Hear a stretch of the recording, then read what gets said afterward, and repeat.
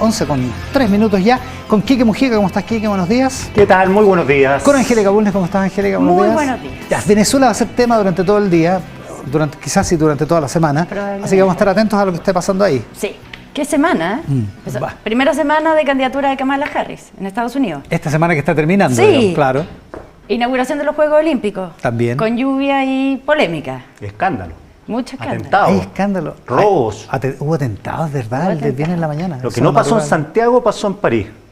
Fíjate, con los panamericanos. ¿Tú dices los panamericanos? Robo a delegaciones. Cartereo. Así con el ex jugador brasileño. ¿Ya? Le robaron un malet. Se subió al taxi. ¿Ya? Se puso un tipo. Esperamos que no sean chilenos, sí, Sí, eso te iba a decir. Se sube un tipo a hablar con el chofer.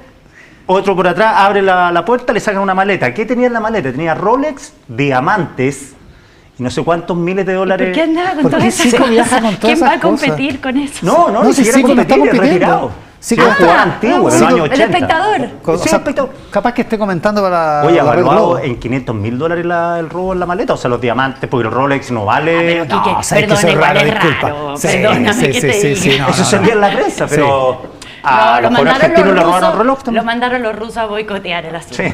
Porque ¿quién anda con $500.000? Hay controversia, dicen que hay una polémica aguda por lo de la Sagrada Familia en la inauguración, pero los que defienden el punto dicen que no era una cita a la Sagrada Familia para nada. Al cuadro de... No era la última perdón, cena. a la última cena. última digamos. cena. La última cena, el cuadro Ya, de Da Vinci, ¿no? pero casi todo el mundo entendió qué era, entonces ahí Bueno, hay un pero sí, problema. ¿qué Pero hay culpa tiene polémica- uno que la gente no entienda nada? Pues? Hay polémica por eso, hay polémica por María Antonieta decapitada. como- Igual era fuerte.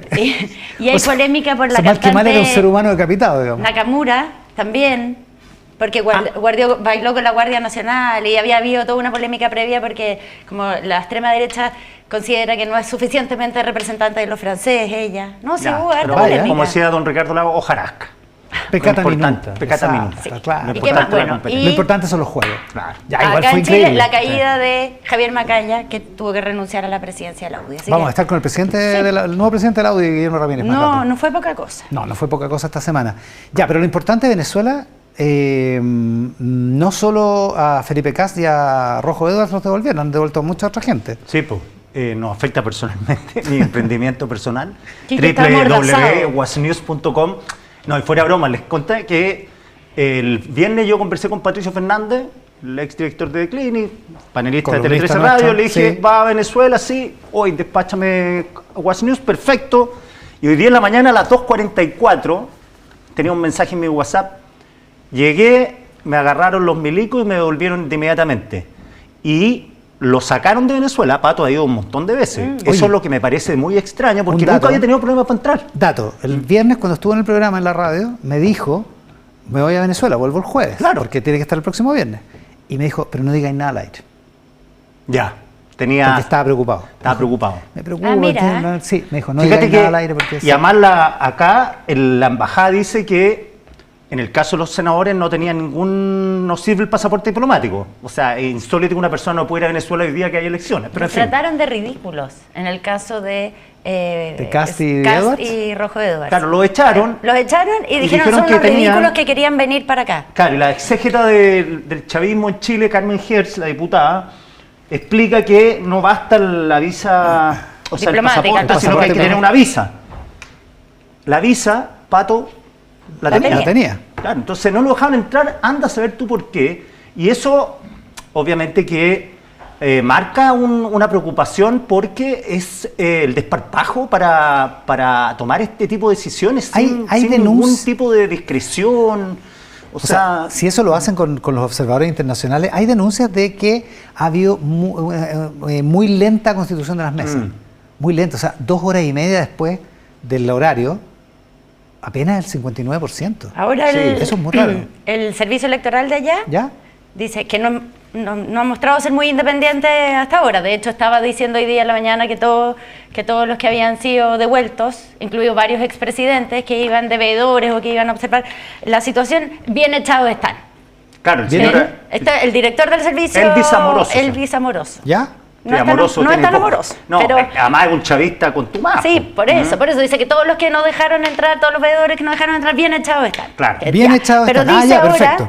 el servicio electoral de allá que 95% de las mesas electorales están abiertas. Y son las 11 de la mañana, o sea, 5 horas después de que se abrieron. Y hay un 5% que todavía no puede abrir. ¿Hay alguna Sí, idea pero el viernes fue curioso. de la hora con que se va a poder saber algo o no?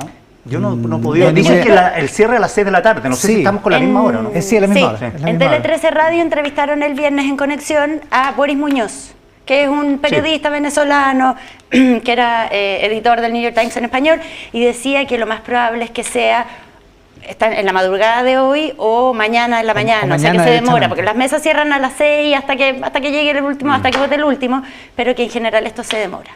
Ahora, el problema de esto no es o sea, es incómodo que no se constituya tu mesa, ya lo hemos visto cómo reclama la gente acá, pero el problema es que la inasistencia, digamos, la abstención favorece al oficialismo, eso es lo que dicen todos los expertos, Claro. digamos. Por eso llama la atención un porcentaje de mesas 5 horas después, que todavía haya 5% de mesas que no están funcionando, es raro. Bueno, todo es sospechoso, igual que retrotrae al plebiscito acá, lo mismo. Acuérdate, toda la atención del día. Sí, Pinochet no se atrevió a tanto, dejó entrar a los observadores internacionales. Sí, po. Y no se puso 13 veces en la papeleta. En la papeleta, aquí había... Sí, no. Ha pasado mucho tiempo y son difíciles de comparar los dos países, pero acá hay una cantidad de situaciones irregulares que han ido ocurriendo. O sea, hubo unas primarias en octubre del año pasado, la candidata que ganó con el 90% fue inhabilitada, no la dejaron inscribirse. La oposición designó a otra candidata, tampoco la dejaron inscribirse y prácticamente como en la hora en que a veces cerraba la inscripción, tuvieron que pedir incluso una prórroga, lograron instalar la candidatura del que es hoy día el principal candidato, que es Edmundo González. Edmundo González, que todavía no va a votar, y en el local de votación donde está Edmundo González está Adriana Núñez de La Voz de América, está en Caracas a esta hora, estamos en contacto con ella para que nos cuente cuál es la situación y el ambiente que se vive en Caracas a esta hora. Adriana, ¿cómo estás? Muy buenos días. Hola, muy buenos días. Justo a mis espaldas, ese centro de votación donde en minutos se espera que llegue Edmundo González Urrutia, el abanderado opositor apoyado por la alianza de partidos políticos, además por la inhabilitada líder María Corina Machado, que hace algunos minutos se veía dando algún recorrido por Caracas en motocicleta para verificar cómo se encuentra el país, la ciudad hoy en esta jornada electoral en la que Maduro aspira a un tercer mandato o por el acabar con 25 años de modelo chavista. Edmundo González Urrutia, un diplomático de 74 años. Llegó prácticamente a última hora a esta carrera, pero que ha recogido la popularidad de Corina Machado. Adriana, se ve a tus espaldas mucha gente, no sé si es gente que está haciendo fila para votar o es gente que está expectante por la llegada de Edmundo González. Son las dos cosas, es la fila para votar y la gente esperando a Edmundo González porque ya saben que va a estar allí, aquí justamente. Voy a intentar moverte la cámara para que veas más o menos a la gente que está acá. Y hay que decir que los centros de votación abrieron bastante temprano de acuerdo con el Consejo Nacional Electoral. Hoy Maduro también votó eso de cerca de las 6:15 de la mañana, dijo que respetaba al árbitro electoral, que iba a respetar también los resultados que se den, a pesar que durante todos los últimos días hemos escuchado un discurso de Maduro en el que manifiesta que la oposición, en caso de que gane y él sea el perdedor de esta jornada, ha dicho Maduro que podría venir un baño de sangre. Luego su hijo en una entrevista a El País de España decía que en caso de perder, pues habría que entregar el gobierno, pero reiterar que gane o pierda, Maduro tiene 6 meses en el poder aún porque el cambio de mando en Venezuela se da en el año 2025. Te decía también que hay mucha ilusión en la gente, mucha esperanza. Tú preguntas cómo se siente hoy, algunos te dicen ansiosos, otros te dicen esperanzados, sobre todo porque esta es una campaña que ha sido impulsada por la ruptura familiar debido a la emigración. Los 7 millones de ciudadanos que han partido de este país por la crisis humanitaria completa, por la hiperinflación que pulverizó los salarios durante 4 años, por la crisis de los servicios básicos. Entonces, en este momento, la ciudadanía venezolana aspira a ese reencuentro familiar, porque no se trata solo de no poder ver a tu familiar porque está fuera de Venezuela viviendo en otro país, como por supuesto Chile, sino que pagar un pasaporte para un venezolano es algo hostil, son $200. Imagínense, para una persona que puede ganar 10, 15, 20 dólares, pagar un pasaporte de 200. No solo eso, la imposición de visas en todo el subcontinente ha hecho que la familia prácticamente no se vea más. Un país que es matriz centrado, donde la familia es muy importante, eso ha hecho que el motor de esta campaña sea eso, el reencuentro. Adriana, nos ha llamado mucho la atención aquí casos de algunos parlamentarios y periodistas chilenos que han sido impedidos de entrar a Venezuela durante las últimas horas. Aspiraban a ir como observadores, algunos de ellos, otros simplemente a ser testigos de lo que estaba pasando. Esa situación de conflicto, de problema, de problemática con los observadores internacionales, ¿se ha hecho eco de esa situación dentro de Venezuela? Mira, hay que recordar que de acuerdo con el presidente Nicolás Maduro, lo que decía justamente en los recientes días, creo que fue el viernes, estas personas no estaban invitadas a Venezuela de acuerdo con Maduro. Las habían invitado la oposición, pero no oficialmente el Consejo Nacional Electoral. Acá en Venezuela está el Centro Carter, el panel de expertos de Naciones Unidas. La Unión Europea se le retiró la invitación, como se le retiró la invitación también a Alberto Fernández, a quien el Ejecutivo le señaló de no ser imparcial para poder ser testigo de esta jornada, por palabras en las que también había dicho que Maduro debía aceptar el resultado. Mucha gente lo ha visto como una muestra más de cómo se comporta el gobierno en este contexto, porque hay que recordar que no solo fueron diputados, fueron los 4 expresidentes a los que no se les permitió volar desde Ciudad de Panamá hasta Caracas por petición del gobierno. Las mesas abren muy temprano. Acá nos llama la atención la demora de 4 o 5 horas en que se constituya todavía no el 100% de las mesas, de acuerdo a la información oficial. ¿Se entiende que toda la gente que quiera votar va a poder hacerlo cuando se cumpla el plazo de las 6 de la tarde, Adriana? Bueno, ese es el deber ser, porque ya la mayoría de los centros de votación, incluso todos los centros de votación están abiertos. ¿Qué pasa? Que hay mesas en las que la máquina no funcionó o no se presentaron testigos y hubo demoras, pero un incidente mayor en el que el votante no pueda sufragar, hasta ahora no se ha visto, e incluso esta jornada se extiende hasta las 6 de la tarde, es decir, todavía hay oportunidad, si alguna máquina se daña, si pasa algún contratiempo, de utilizar el plan de emergencia que tiene el Consejo Nacional Electoral para poder hacer que esa máquina funcione o que el colegio electoral pueda seguir su operativo normal, pase lo que pase en Venezuela el día de hoy. La jornada hasta las 6 de la tarde, a menos que haya electores en la fila. Nadie debería quedarse sin votar entonces. Adriana Núñez desde Caracas. Adriana, muchísimas gracias por la gentileza de este despacho. Buenos días. Gracias a ustedes, buenos días. Adriana Núñez de La Voz de América despachando desde Caracas. A ver, ¿qué es lo que puede pasar? Porque las posibilidades están muy abiertas y si las encuestas tienen razón y gana la oposición, decía Adriana Núñez, Maduro todavía tiene prácticamente 6 meses en el poder, es en febrero el cambio de mando. Sí, bueno, aquí tuvimos la experiencia de Pinochet, no son comparables por época, por distintas cosas, pero... Que fueron más de 6 meses.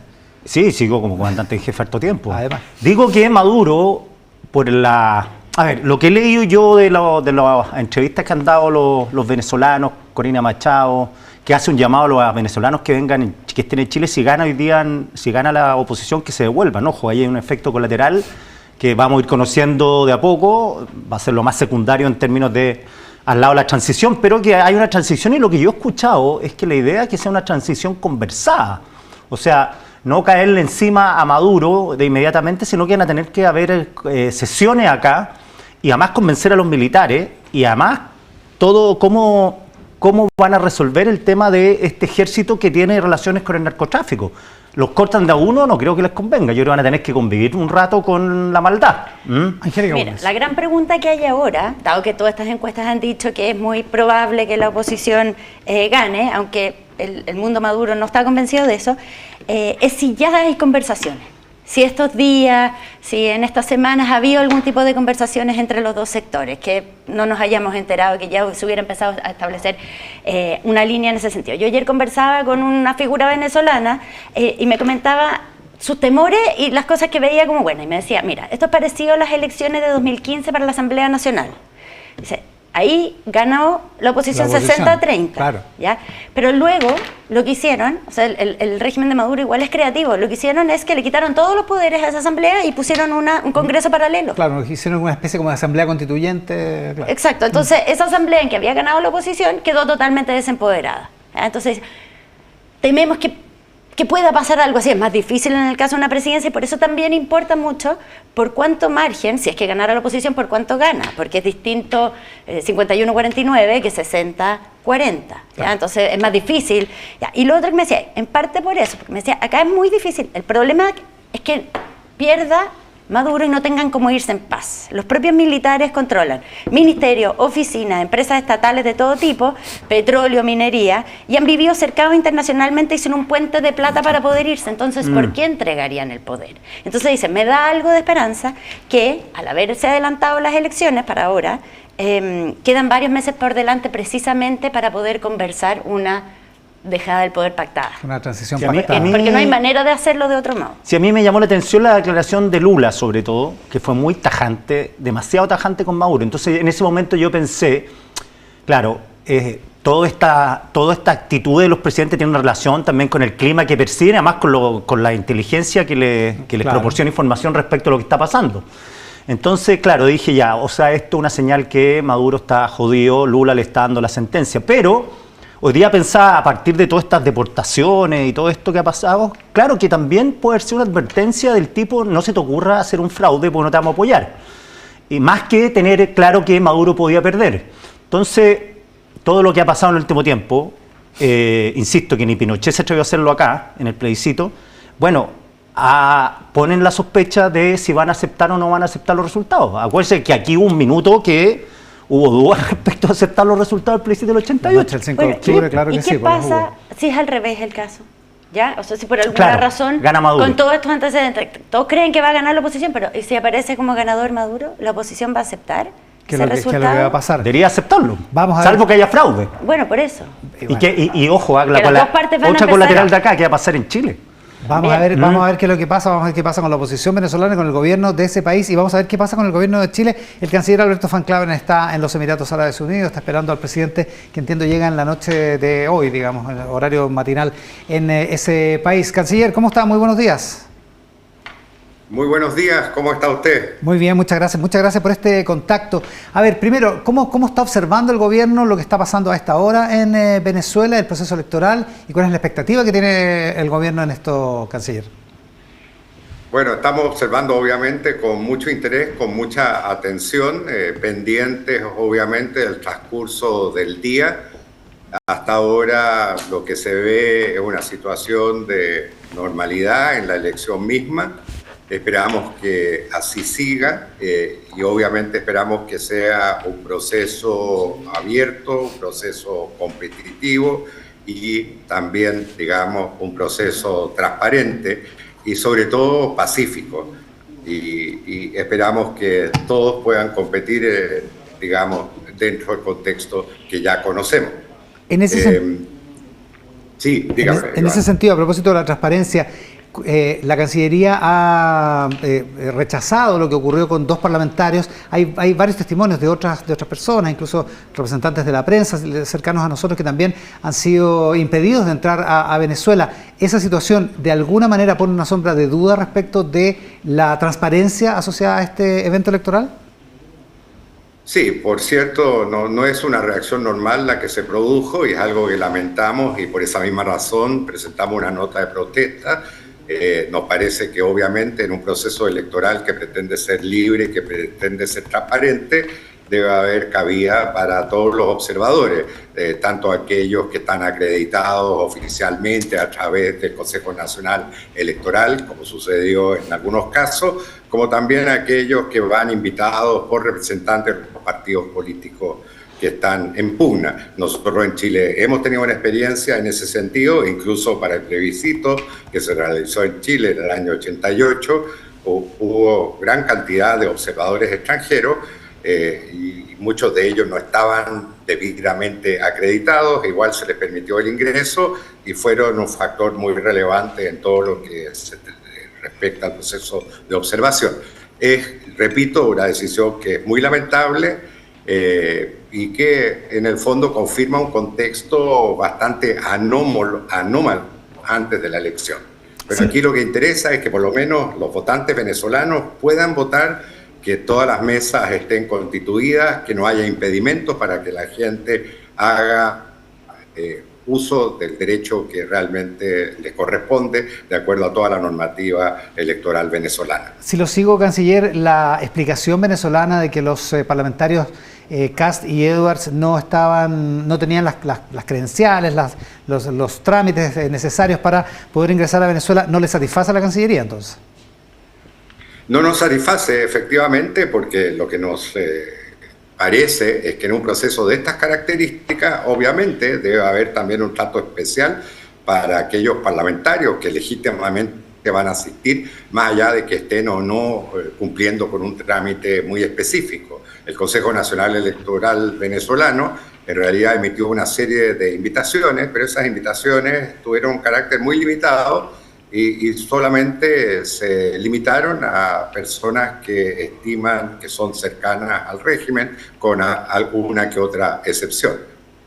Ahora, dicho eso, a la Cancillería chilena, ¿tiene forma la Cancillería chilena, canciller, de juzgar si el proceso que estamos viviendo hoy en Venezuela tiene los antecedentes, las características de un acto propiamente democrático?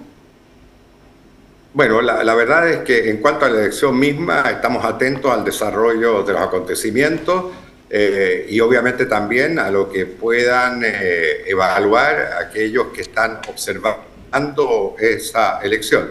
Quiero recordar que hay en este momento en Venezuela una misión del Centro Carter, hay también una misión que no tiene todas las características de una misión de observador electoral, que es una comisión de Naciones Unidas, pero que también obviamente va a tener una opinión relevante, y está también la opinión de quienes intervienen en el propio acto electoral, tanto de parte del gobierno como también de las fuerzas opositoras. Si hubiera un intento por desconocer los resultados, ¿qué actitud tomaría el gobierno de Chile? Bueno, no nos queremos anticipar a los acontecimientos, no nos queremos poner en esa situación.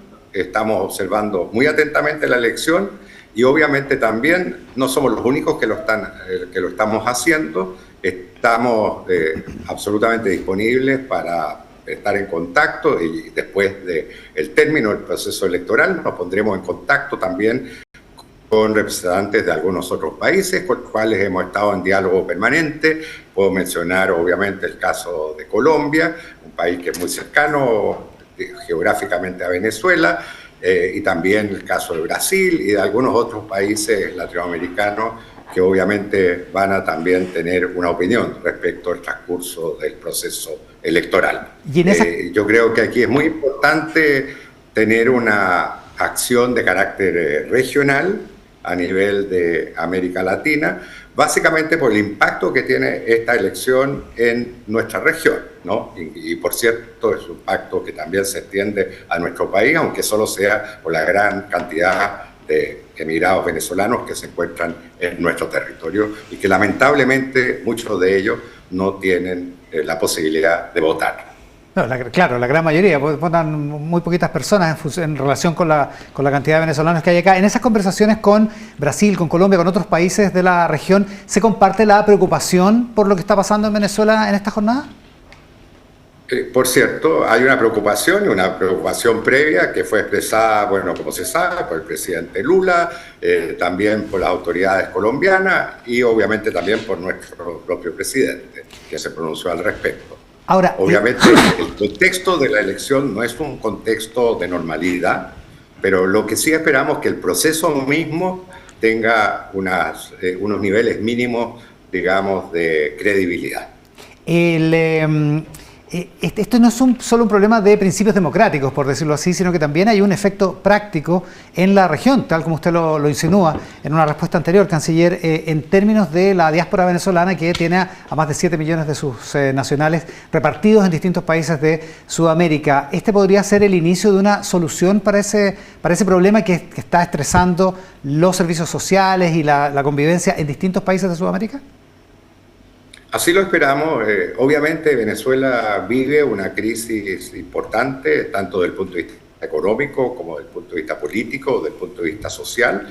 La migración tan masiva de venezolanos es un reflejo muy, muy real de la gravedad de esa crisis, y en la medida en que esta elección pueda efectivamente aclarar la situación, creemos que las condiciones en ese país podrían mejorar y podría detenerse el flujo migratorio y de alguna manera empezar a revertirse gradualmente. Más allá de la nota de protesta por la situación de los parlamentarios chilenos que fueron deportados de Caracas, ¿la Cancillería ha tenido contacto con el gobierno venezolano o con la oposición con miras a establecer un diálogo respecto de cuáles son las condiciones a las que se llega este día? ¿Con las que se llega para este día? Bueno, la verdad es que hemos tenido un diálogo con autoridades venezolanas previo a la elección.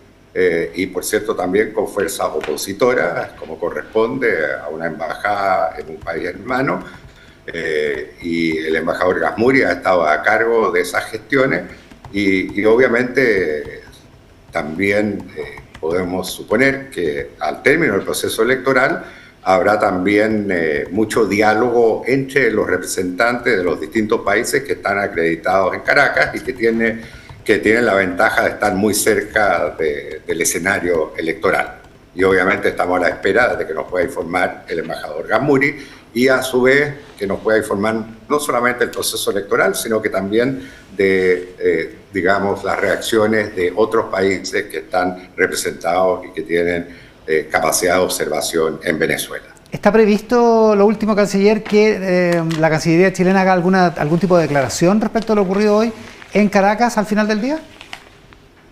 Bueno, sí, no podemos anticipar la hora. Yo quiero recordar que en el caso de Venezuela y de las elecciones se han entregado resultados en digamos, plazos que han sido variables de acuerdo a cada proceso electoral y obviamente esperamos que conocer los resultados lo antes posible, pero también entendemos que el propio proceso electoral tiene su dinámica y hay que esperar el anuncio de los resultados, que esperamos que no sea, digamos, demasiado tardío. Vamos a seguir atentos entonces a los resultados y, por cierto, cualquier pronunciamiento de nuestra Cancillería. El canciller Alberto Van Claveren en Emiratos Árabes Unidos, contactado con Mesa Central a esta hora. Canciller, muchísimas gracias por la gentileza. Muchas gracias a usted, Iván. Buenos días. El canciller Van Claveren y la preocupación, no se guarda el adjetivo del canciller, en términos de que al gobierno le preocupa la situación, que el proceso no es un proceso que se da en normalidad democrática, Coneja. Sí. Lo que yo sí, porque me han preguntado, bueno, esto es contra los chilenos, no, porque hay chilenos que entraron. Está Artés adentro, Marco Enrique Minami, Boris Barrera, Karina Oliva. Claro. Y lo que digo que no sé cómo habla de ese diputado Boris Barrera, que algunos sí, otros no. O sea, si van a ser observadores, uno deduce que de imparcial nada. Claro, lo que dice el canciller es que hay algunos que tienen este requisito del consejo, de la invitación del Consejo Nacional Electoral, digamos. Y otros el servicio electoral invitó a algunas personas específicamente, les dio ciertos pases. Todos del mismo sector, por cierto. Ahora, claro, ¿y qué es lo que dice el canciller? Él lo dice con su lenguaje diplomático, pero lo que dice, invitaron a los que son más o menos afines, y en Chile, el 88, pudieron entrar muchos. Y la verdad es que yo me acuerdo, para la cobertura del 88, yo entrevisté a Felipe González, que estaba aquí, y que en fin, Adolfo Suárez, que estaba aquí, que no era precisamente un partidario de Pinochet a esa altura, digamos. No, pero además, para cubrir en Chile, por ejemplo, en ese momento, una cosa era llegar a Chile, después ver si podías entrar a determinados espacios, pero para entrar a Chile había problemas. No había problema. En esa vez entraron todos los que quisieron. Exacto, eso, porque Pato Fernández ya después le podían decir, usted no está acreditado, a lo mejor no puede entrar a un local de votación. Bueno, ya. Pero ni siquiera lo dejaron entrar al país, igual que a los senadores. Exacto. No, y además hay una labor de inteligencia aquí en la embajada venezolana que es repudiable. Desapego, lo mismo que la embajada de Cuba, que dicen a los periodistas, avisan, oye, va este gallo, devuélvanlo. Eso pasa cada rato. Si por eso Fernández no quería que se supiera que iba, pero lo tenían identificado. Entonces, en lo que va ahora es, por un lado, pareciera, según nos contaban desde Venezuela ahora, las mesas han abierto. Sí. Ya han abierto, el proceso se está dando lento, como con pero cierta... Claro, pero con fluidez. Pero por otro lado, un montón de observadores que querían estar ahí, invitados por la oposición, no han podido entrar. O incluso no invitados por la oposición, como Pato Fernández, que iba como periodista. Claro, y en el caso de que haya algún problema, para eso son los observadores, para tener una mirada neutral, digamos, sobre bueno, el Mercurio, tener dos miradas. El Mercurio contaba que también pidió poder ir y y otra cosa que no le dilataron la respuesta hasta hoy día. La cantidad de detenciones que se denuncian en los últimos días del comando de Edmundo González y de otros sectores opositores, como 25 personas. que han sido todo detenidas esto en en las las últimas últimas horas. semanas, Sí. incluso menos que eso. Con Angélica Múnez y con Quique Mujica estamos en la mesa de análisis hoy aquí en Mesa Central. También estamos con nuestros auspiciadores. Te Pillé, sí, Te Pillé, el sistema de seguridad preventivo que mantiene su empresa y su hogar protegidos contra la delincuencia. Estamos por la aprobación del presidente Gabriel Boric, que prácticamente no se mueve, a un 22, o sea, en realidad baja, 22,2% tiene de aprobación, 63,2% de desaprobación el presidente, baja de un 26% que tenía en la encuesta anterior y sube la desaprobación desde un 60,2% a 63,2% en la última encuesta. Miren la aprobación que tiene miremos las preferencias presidenciales que siempre llaman tanto la atención. El Congreso de ella tiene una aprobación de 6,6%. Ahí está, Evelyn Matei, 25,2 puntos, baja mínimamente, 25,3 tenía en el mes anterior. José Antonio Kast sube de 11,8 a 14,4. Michelle Bachelet sube de 7,7 a 10,9, esto en el curso de un mes de la entrega de esta encuesta. Johannes Kaiser sube de 1,9 a 3,7 y se ubica en el cuarto lugar. Camila Vallejo baja de 4,6 a 3,5. Marco Enríquez Ominami sube de 1,5 a 1,8. Franco Parisi sube de 1,4 a 1,8. Y bajan los otros y los que no saben se mantienen en 3. No está Carolina Toá. No aparece, sí. No. Sí, curioso. Esto es respuesta espontánea y entiendo que se pone solo los que tienen más de un cierto porcentaje. Hoy día la ungió como candidata a Guido Girardi. Además, otra vez, todas las semanas tenemos a alguien, Sí. alguien que unge a Carolina Toá. Ya, y última lámina, dos láminas nos quedan respecto al caso Macaya, uno de los casos, como decía la coneja, de la semana. El nivel de acuerdo con la renuncia de Javier Macaya a la presidencia de la UDI, un 68%, 68,4%, está de acuerdo o muy de acuerdo con que Javier Macaya haya renunciado a la presidencia de la UDI. Y Me dicen que Kast baja, no sube. Alguien que está en la campaña Matei. Capaz que nos equivocamos. A ver. Al tiro, automático, A no ver, se le fue. Vuelve para atrás. no sube, Sí, tiene pues sube de 14,4 12,14, y ¿no? tenía 11,8 en la encuesta anterior. Va, qué raro. Ya. Eso es lo que dice la encuesta, que no te lo puedo discutir Mira, más. ahí está. Ahí está, mira. José Antonio Kast tenía 12,1 en mayo, 11,8 en junio Claro, y sube ahora a 14,4. Sí, y sube a 14,4. Más de 2 puntos. Bueno, le digo a la estimada adherente Matei que Que mire de nuevo la tele. Ya. Ok. Sobre la renuncia de Javier Macaya al Senado, miren el dato. ¿Cuánta gente está de acuerdo con que Javier Macaya renuncie al Senado? Una cuestión que técnicamente es media imposible. Un 68,8%. O sea, prácticamente la misma gente que está de acuerdo en que haya renunciado a la presidencia de la UDI está de acuerdo en que haya renunciado, que tenga que renunciar al Senado. Eso es lo que opinan. Dos datos. El Congreso tiene un 6,6% de aprobación, un 80,4% de desaprobación. Y el Poder Judicial tiene un 5,2%. Baja de 13,1 a 5,2% de aprobación. pésimo. Un 79,8% tiene poco o nada confianza en el Poder Judicial y un 92,8%, Cristian Valdivieso diría que eso es 100%, que es total. Dice que no es igual para todos la justicia. Es que es malísimo eso porque significa Pésimo. que cuando hay fallos, la gente no confía en esos fallos. Ya, Ese es el claro. problema. Eso está en el centro del problema de Javier, del caso Macaya. Del caso Macaya. Llamativo el dato de que 68% quiere que, o estaría de acuerdo con que dejara el cargo de renunciara al senador. Senado. Ahora lo que dice Iván es verdad, no puede. No puede, si no se puede renunciar al... Son irrenunciables los Salvo, cargos como dijiste tú, que parlamentarios. lo nombrara ministro Gabriel Boric, cosa que no creo. Cosa que sería un poco rara. No lo veo pasando Claro. en el futuro próximo.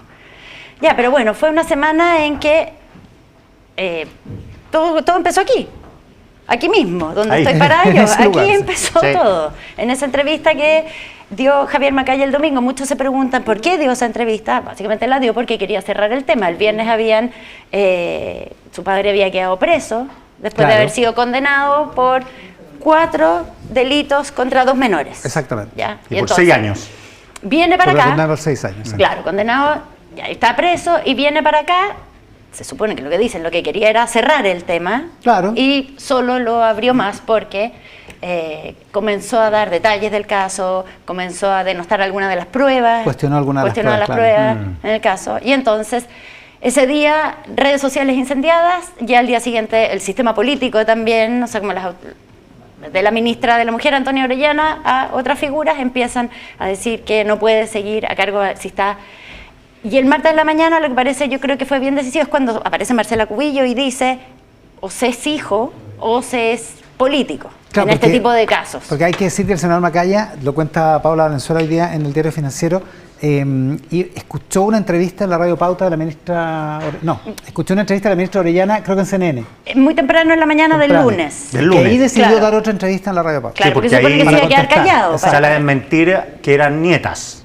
Claro. Que ya es un problema porque la gente me ha preguntado, bueno, ¿por qué protegen a estas personas? Porque son ricos, porque son de la derecha. Es que por ley no se puede mencionar ni un indicio que dé con la identidad de las víctimas. exacto. Exacto, hay una Por ley ley. que se llama Ley Antonia que prohíbe que uno Exactamente. dé cualquier elemento para identificar quiénes son las Claro, víctimas. entonces, ay, ¿por qué no dicen que son las nietas? Es que no se puede. O sea, la ministra Orellana Cometió un error. cometió un digamos. error Sí. muy penoso porque todos sabemos la ley. Entonces no se puede dar ningún rasgo, indicio. Yo les contaba un caso. Nosotros equivocadamente en Tele 13 una vez nos equivocamos, entrevistamos al abuelo de un niño que había sufrido abuso y, porque no nos dimos cuenta, salía la dirección de la casa atrás.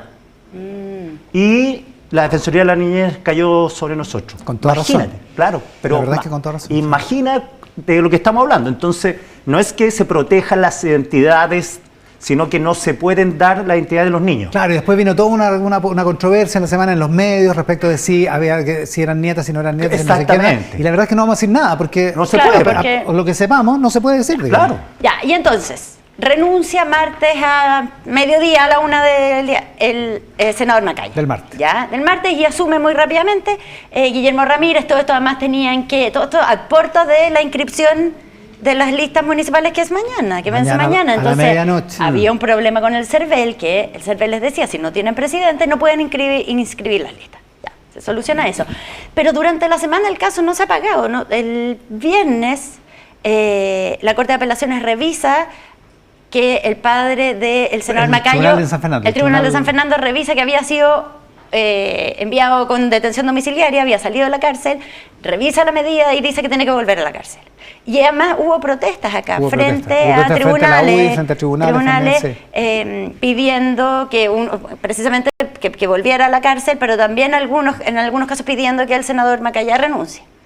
Y ahí está, por eso es la pregunta que hace Exactamente, Pulso Ciudadano. Exacto, porque está esta idea. Lo pidió el Partido Comunista y lo piden en las redes sociales y en estas manifestaciones. Ya, y algunos en el sector, por ejemplo, de Chile Vamos, de la derecha en general, una de las cosas que dicen es esto hasta ha tenido una de las consecuencias que ha tenido es que ha activado a un mundo que estaba bastante más silencioso o tranquilo, que es como el mundo feminista. Hasta las tesis reaparecieron esta semana. Y además lo activaron en dirección a la UDI. Claro. Entonces estaban preocupados por ese aspecto Sí. también. Yo, mira, lo que dijo en la entrevista fue en el minuto 8. Fueron 10 segundos donde él iba cumpliendo el plan que a los pocos que les comentó que iba a hacer, que era respetar los fallos judiciales, iba a decir que respeta los fallos judiciales, que respeta el Estado de Derecho como senador y abogado, Claro, que lo alcanzó a que fue decir, fueron unas que la primeras cosas sentencia es apelable, que no es definitiva, que lo dijo, y que había que proteger a los niños. Eso todo lo dijo en la entrevista. Todo eso era parte de su Balbuceó guión. más, siempre estuvo ahí al borde de la cornisa y yo Claro. lo entiendo por lo difícil que es. Está Y en nervioso. el minuto 8, de los 15 que fue el primer bloque, ahí dice, esto pone, como dice la coneja, pone en entredicho las pruebas. Pero me parece más grave lo que se filtró en Mega Noticias el jueves, Ya.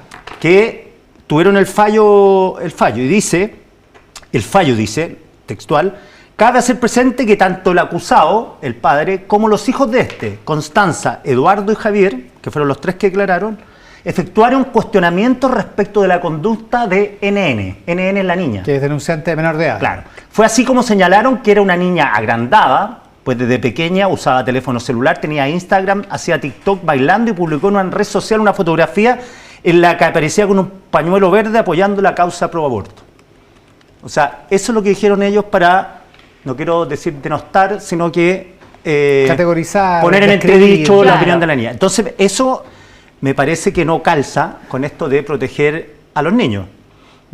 O sea, porque la familia cree que el padre es inocente.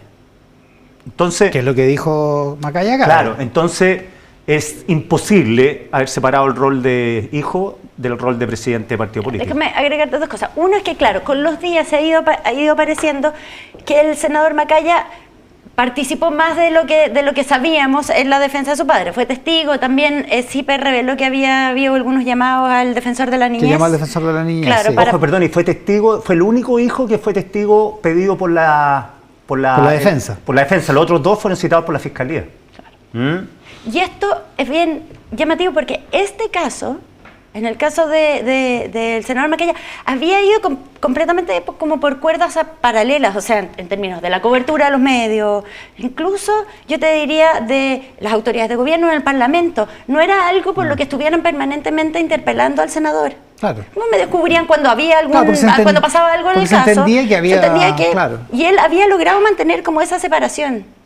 Desde que era un caso separado, él inicialmente hizo un comunicado, pero desde que el momento en que viene acá, toda esa separación se perdió. Se volvió todo una sola cosa, se convirtió en un hecho político. Ya, y ahí entra Evelyn Matei. Bueno, entra Marcelo Cubillos, como recordar el Quique, y entra Evelyn Matei. ¿Qué les parece el tono de Evelyn Matei? Evelyn Matei hizo 2 comentarios esta semana. Hizo 2 comentarios. Hizo uno el martes en la mañana, previo a la renuncia de Javier Macaya, después de Cubillo, diciendo que acá lo importante era que se respetaran los fallos y que había que proteger a las víctimas. Después tuvo un papel, entiendo, bastante decisivo en que fuera Guillermo Ramírez el que quedara, el diputado Ramírez, quedara a cargo del partido. ¿Ya? En esas horas en que hubo que tomar decisiones. Que es bien amigo de Macaya. Sí, que es muy cercano, son del mismo lote, misma generación, etcétera. Y después, el viernes, cuando se iba a revisar en el Tribunal de San Fernando si Eduardo Macaya volvía o no a la cárcel o seguía en detención domiciliaria, vuelve a hacer una declaración bien tajante, en que dice acá lo importante, o sea, la gente está cansada de la sensación de que ha habido privilegios con respecto a la justicia, eso es inadmisible, y acá la justicia tiene que ser igual para todos. Cosa que el 92% de la gente piensa que no es así según la encuesta que acabamos de ver. Bueno, y hasta ahora está en prisión. Sí, porque no hemos mencionado algo, que también otra cosa que se habló, es que se abrió un sumario en Gendarmería para ver si Eduardo Macaya en el fin de semana pasado, en que estuvo preso, había tenido un trato privilegiado. Sumario que el tribunal tuvo a la vista y además una investigación de la Fiscalía. La Fiscalía por tráfico de influencia, sí, es grave. Sí, lo que pasa es que a mí me decía el exdirector de Gendarmería, Cristian Alvear, que en estos casos, por este tipo de delito, no sería primera vez que a los que están en prisión preventiva por este tipo de delito lo aíslan, porque corren riesgo dentro de la cárcel, porque esos delitos son castigados, por decirlo de alguna manera, físicamente por los reos. ¿Qué es lo que dice la defensa de Eduardo Macaya? La defensa de Eduardo Macaya, el abogado Salas, ¿no? Dice, esto es totalmente normal, esto ha pasado siempre, no es la primera vez. Y no estoy diciendo que sea bueno o malo, es lo que es. Esto se hace así, de esta manera, porque se categoriza a los presos, se les hace una revisión antes de ponerlos en su lugar definitivo. Ese es el argumento de ellos. Sí. Y sobre el testimonio de Macaya, ellos dicen, la defensa nunca usó esta categorización, esta descripción de una persona menor de edad denunciante respecto para su caso, digamos, para su argumentación, digamos. Claro. Lo que sí, fíjate que en el reporteo de Macaya, y eso es bueno porque va a venir Guillermo Ramírez, que me salió esto después de todo esto, evalúa la gestión de Macaya, la gente más cercana, obviamente, que marca hitos importantes como esa movida estrategia bien interesante, que yo me acuerdo haberlo conversado acá con él una vez que vino, apenas había asumido como senador, que por qué iban a apoyar a Elizalde de presidente del Senado y no a Osandón. Y era porque la convención, la gente, la clase política había despertado de la tontera de las elecciones parlamentarias y presidenciales y habían dicho, chuta, parece que está la escoba ahí, metámonos ahí, y Macaya dijo, la verdad que vamos a apoyar a Elizalde porque aquí el que tiene que apagar el fuego tiene que ser alguien de izquierda. Claro, desde el Senado y no de derecha, porque si no va a ser una confrontación entre derecha del Senado y la Convención Constituyente. Eso fue una movida política interesante. Él le tocó el caso Penta también como secretario general y como presidente interino durante un mes, porque Ernesto Silva se tuvo que ir, o sea, las vio mal. Pero lo que me salió es que, y no sé, yo no lo había escuchado, es que están muy pesimistas respecto de los resultados de la elección municipal. Fíjate, distintos personeros en la UDI. Pero no por esto. O sea, esto puede tener un efecto. Un histórico de la UDI me dijo, mira, si nos va mal en la elección municipal, no va a ser por el afer del papá, por el caso Macaya padre. Va a ser porque hemos perdido un estilo político que lo ocupó republicano. Esa es la crítica que le hacen a Macaya, moverse al centro y perdieron el votante histórico de la UDI. Los antiguos de la UDI, que no necesariamente estoy diciendo de edad, sino que los que tienen más recorrido en el partido. Una de las críticas que hacen es que al partido le ha costado mucho encontrar su identidad en relación a los republicanos. Claro. Como que tienen que ser ellos apareciendo esto por el flanco derecho. Kass renunció el 2016 y ha sido una pesadilla para la UDI desde ese momento. Hace 8 años. Claro, fíjate que han vivido todo el tiempo lo que yo vi, es que lo miran de reojo, lo miran por delante, lo miran por atrás, pero siempre lo están mirando. Y siempre está el temor que gente de la UDI se mueva a republicano. De hecho, republicano me dice, bueno, nosotros tenemos la foto grande de Jaime Guzmán en la entrada de la sede, porque nosotros somos la esencia de lo de Jaime Guzmán. Eso es algo que le puede preguntar también al diputado Ramírez, porque él parece que es un estudioso del pensamiento de Jaime Guzmán. Sí, pues contribuyó a escribir la declaración de principios. Claro, de la y es más, un cercano a Macaya me dijo que el gran error de Javier Macaya había sido su poca capacidad para leer el fenómeno republicano. Como que hay una parte de la UDI que prefiere hacer negación, o sea, no estamos mejor ni mirarlo, y otros que dicen hay que hacerse cargo de que a ellos les está yendo mejor que a nosotros. Déjame decirte algo, porque también como es la política, que es dura, fría, sí, es cruel, pero ahora todos están haciendo como leña del árbol caído que es Javier Macaya, porque ahora empezaron a aparecer una serie de comentarios como eso que nunca nadie hizo antes. Claro, a mí me dijeron, oye, perdimos con Lavín, nos pasaron por arriba en la convención constituyente, perdimos el plebiscito de salida, o sea, electoralmente el último tiempo no nos ha ido precisamente bien. Sí, no, y tienen asumido, hay una parte que tiene asumido que van a salir tercero en la elección de concejales. Exactamente, y eso va a ser el tercer partido de la derecha. Ya, Quique Mujica, Coneja Bulnes, muchísimas gracias por compartir esta parte del domingo con nosotros. Y saludo a nuestro censurado Pato Fernández. No, muy atentos con Venezuela. Con parche en la boca. Atentos a todo lo que pasa en Venezuela. Oye, entre 3 en vivo hoy día, desde las 4 de la tarde, Ramón Ulloa, con una transmisión especial respecto de lo que pase en ese país en las elecciones. El ministro de Hacienda, Mario Marcel, está con nosotros aquí en Mesa Central. Ministro, un placer tenerlo acá. Muchas gracias por la gentileza de estar. Muchas gracias, Iván, por invitarme una vez más. Porque tendría que estar en la gira presidencial, pero dijo, me voy a abocar 100% al acuerdo previsional. ¿Así es? Así es. ¿Tan importante es la cosa? Sí, tan decisivo estos días, digamos. Porque ya hemos llegado a un punto en el cual se han ido despejando muchos de los temas que se habían estado debatiendo en la reforma previsional. Queda, por supuesto, el nudo central en el tema de la distribución de la cotización de los empleadores de 6%.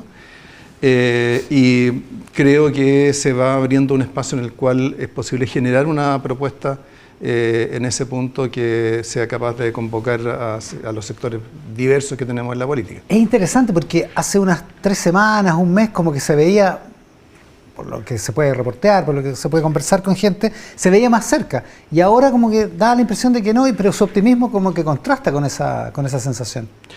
Bueno, o sea, esta semana tuvimos el miércoles en el Senado la presentación de las conclusiones del comité de expertos que sesionó al amparo de la Comisión de Trabajo.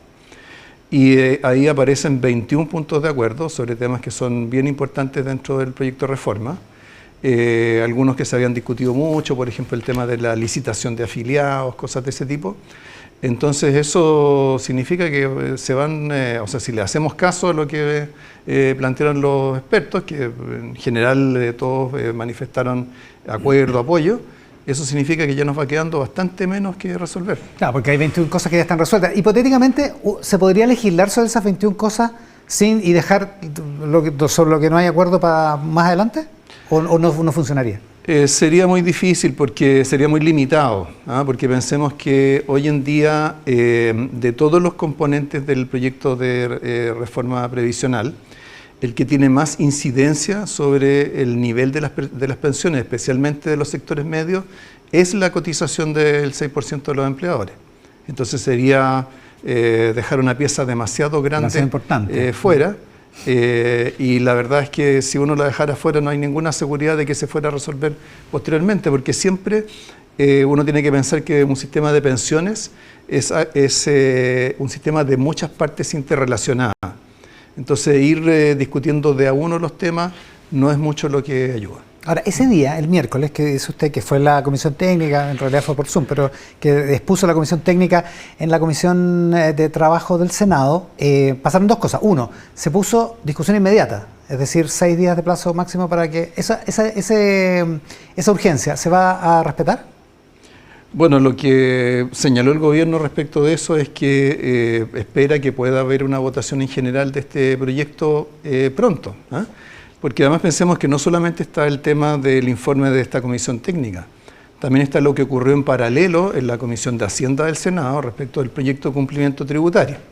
¿Y qué es lo que tiene que ver una cosa con la otra? Bueno, fundamentalmente que ese proyecto, en la medida que se apruebe, se despache por el Congreso, va a proveer todo el financiamiento fiscal que requiere la reforma previsional, incluyendo el financiamiento para el aumento de la PGU a 250.000 pesos, el costo fiscal que tiene el aumento de las cotizaciones de los empleadores y una serie de otras medidas que están incluidas ahí. Entonces, son dos piezas muy importantes y que la verdad es que uno dice, ¿por qué demorar más la votación en general? O sea, la votación en general es la votación de la idea de legislar. O sea, creo que si le preguntamos a los chilenos, chilenas, si es necesario legislar sobre pensiones, todos, ¿cierto? Vamos a tener, no sé, una abrumadora mayoría que va a decir que sí. Probablemente, pero técnicamente usted sabe que las oposiciones negocian esto antes de votar la ley de legislar, porque después se quedan sin espacio para tener iniciativa en las indicaciones, digamos, porque ahí las indicaciones solo corren por cuenta del gobierno. En ese sentido, tienen un punto en ese sentido. Claro, bueno, cualquier por eso, oposición, no solo esta. Digamos. Claro, por eso es importante que hayan ocurrido estas otras cosas antes. Ya, espérese, entonces, está el cumplimiento tributario, que a propósito sí se votó la idea de legislar y sí se aprobó y va a la sala ahora. Y si contamos los 6 días de la discusión inmediata, entonces este miércoles usted espera que, y de hecho por eso entiendo que no está en la gira, digamos, porque son estos días clave, para que el miércoles se vote la idea de legislar. Esa es su aspiración. Así es, o por lo menos que se defina una fecha, y que se defina una fecha próxima. Ya, ahora, pasó otra cosa ese miércoles, que es que expusieron los expertos y la ministra Jara dijo, el gobierno tiene discrepancia en dos cosas: aumentar la PGU, que esto lo acaba de mencionar, y separar la industria. El gobierno quiere que se separe la industria de todas maneras y que aumente la PGU. Y ahí dio la impresión de que se había retrocedido respecto de algo que antes el gobierno había declarado. Lo dijo usted una vez, lo dijo la ministra Jara aquí alguna vez, que es que la única bandera, la única línea roja de este proyecto era aumentar las pensiones actuales. No, y que todo lo otro era secundario. Pero ahí parece que la ministra Jara volvió a poner esos puntos como muy esenciales para el gobierno. A ver, yo diría, ninguno de los dos hay una discrepancia sustantiva respecto de lo que recomendó la Comisión de Expertos, porque en el caso de la PGU, lo que ellos plantearon era que el valor de la PGU estuviera alineado con la línea de pobreza. Claro, que son como 230.000 pesos, claro, más o menos. Actualmente es menor a los 250.000 pesos. No mucho menor, pero algo menor.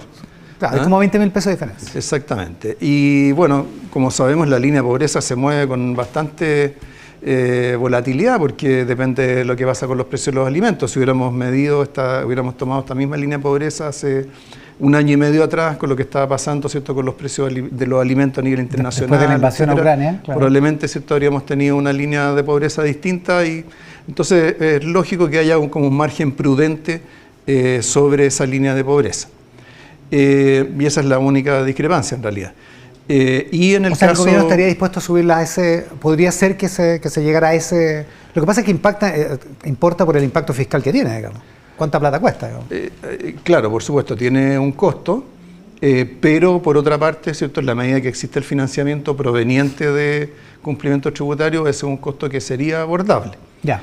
En el caso de la separación de la industria, el comité de expertos se pronunció fundamentalmente sobre la propuesta que significaba separar la administración de inversiones de la administración de cuentas, ¿no? Para que, ¿cierto?, claro, los televidentes entiendan, ¿cierto?, de qué hablamos cuando hablamos de separación. Tiene que ver, claro, con ¿cierto?, llevar la contabilidad de los aportes del afiliado, estarle informando, entregándole las cartolas, teniendo oficinas disponibles para sus consultas, tramitando la pensión también, ¿no?, la recaudación y la cobranza de las cotizaciones, todo eso forma parte de la administración de cuentas.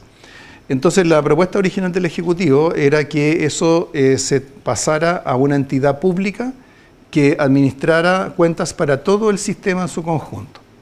¿Ya? Después, cuando pasamos de la Cámara de Diputados al Senado, el Ejecutivo modificó esa propuesta planteando que de todas maneras hubiera una plataforma única, pero cuyo funcionamiento fuera licitado al sector privado de una manera similar a lo que pasa con el seguro de cesantía.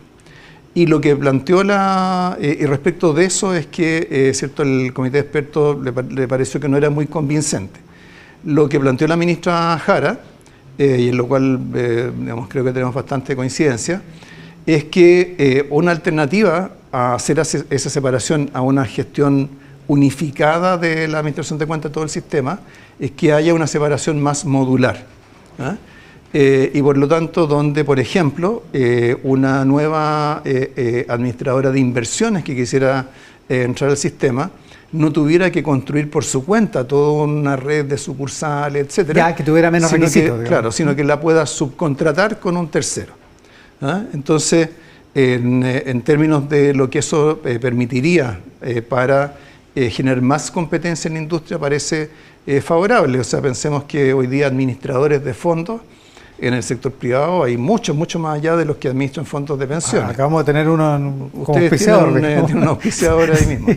Ya que estamos. Entonces ese es el punto que planteó la ministra, y es algo que, en lo cual, digamos, si uno se va al contenido más en detalle de lo que plantea la comisión, también hacen ellos una discusión sobre la posibilidad de esa alternativa. Pero dicho eso, y he entendido que hay un acuerdo y que usted más o menos coincide con la ministra Jara en eso, ¿son líneas rojas para el gobierno? O sea, para el gobierno es irrenunciable que se separe la industria, es irrenunciable que aumente la PGU.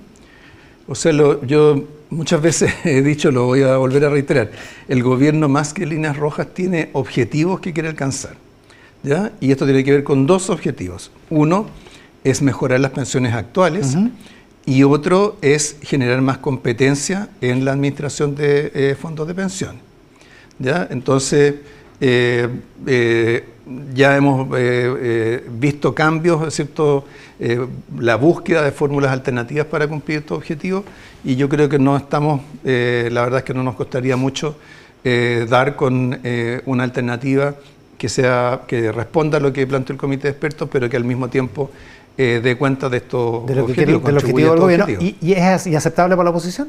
¿En esos puntos al menos? Yo creo que se puede encontrar perfectamente alternativas que sean aceptables para la oposición. No, la oposición yo no la he visto contraria a la competencia, no la he visto contraria a la mejora de las pensiones actuales. Lo que sí, la oposición siempre ha tenido este dilema, no respecto de la PGU, sino que respecto del 6%, ¿cierto? ¿Qué es lo que nos iría quedando, digamos, como no resuelto, ¿no? Claro, porque la oposición siempre ha insistido mucho en que vaya todo a cuentas individuales, pero eso no puede mejorar las pensiones actuales, solo mejora las pensiones futuras. Y ahí se especuló harto sobre la idea del préstamo. La idea de que parte de mi cotización yo se la presto al Estado, se la presto a usted, y usted me devuelve un bono o algún tipo de instrumento que respalde ese préstamo, con distintos tipos de financiamiento para evitar también el impacto fiscal que puede eso tener, y el impacto también en los ratings internacionales. ¿Esa idea se desechó o todavía sobrevive? A ver, yo creo que en esa idea, más allá del detalle técnico, contable, fiscal, lo que está detrás de esa idea es algo que es una señal positiva, que es la idea de que exista alguna forma alternativa que permita, durante una transición suficientemente larga, mejorar las pensiones actuales más allá de lo que podría aportar la PGU, más allá de lo que aportaría este seguro para igualar la situación de hombres y mujeres, y por esa vía responder, ¿cierto?, a la brecha grande que tiene la clase media en particular entre remuneraciones y pensiones. O sea, sin entrar en la discusión técnica, ¿a usted le parece que esa es una buena solución y que podría ser aceptable para la oposición? O sea, esto en realidad ha surgido desde la misma oposición, se ha mencionado este tema, no es un tema de una idea suya, que lo haya planteado el gobierno. Y por eso digo, me parece valioso que la oposición esté pensando en alternativas que, sin necesariamente cambiar en el largo plazo, ¿cierto?, o transar en el largo plazo principios que ellos tienen, sí permitan durante un periodo suficientemente largo mejorar las pensiones actuales o de los trabajadores que están próximos a jubilarse. El cambio de liderazgo en la UDI, que es el partido más importante de la oposición, la eventual apertura que ha mostrado el diputado Guillermo Ramírez, que va a estar en el siguiente bloque acá, sobre eso, ¿le da más esperanza respecto de que la oposición pueda estar abierta a una solución y a un acuerdo en pensiones y en particular en este asunto del 6%? Bueno, en la oposición hay, yo diría, yo veo distintas disposiciones, hay gente que está más abierta, gente que está más cerrada. El diputado Ramírez, por lo menos en lo que fue el trámite en la Cámara de Diputados, yo creo que mostró más apertura que algunos otros parlamentarios, no necesariamente en el tema de pensiones, pero en el tema de cumplimiento tributario fue bastante positivo. Él lideró a la oposición en la Comisión de Hacienda de la Cámara de Diputados en la aprobación en general del proyecto de cumplimiento tributario. Entonces, creo que es una persona que, en fin, tiene conocimientos técnicos, en fin, y disposición.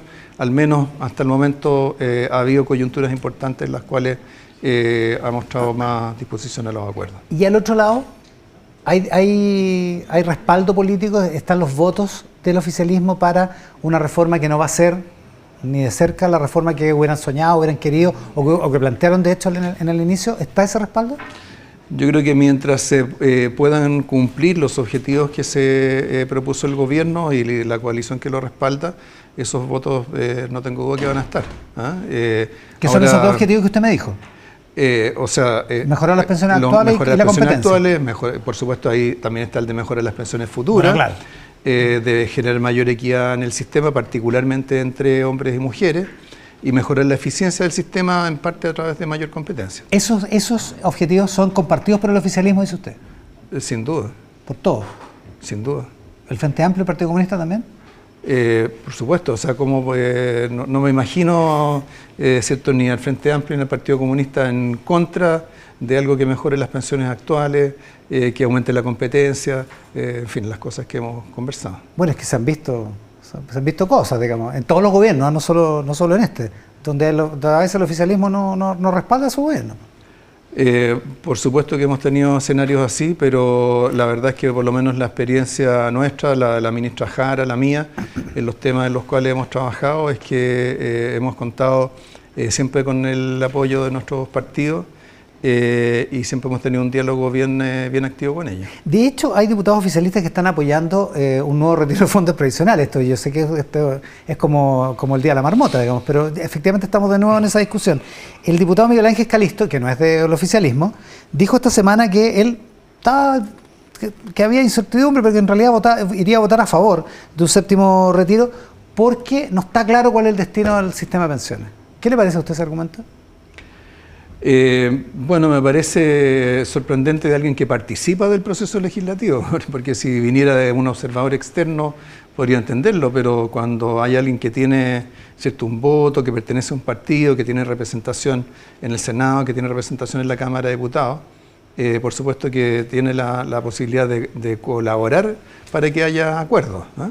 Ahora, respecto de esto de quienes están a favor, en contra, la verdad es que el panorama no ha cambiado mucho. Siempre ha habido algunos votos de cercanos al gobierno que han estado a favor, pero como sabemos, todas las últimas votaciones, las 4 últimas votaciones, las de 3 retiros y un autopréstamo, en todos ellos hubo mayoría absoluta en contra de esas iniciativas.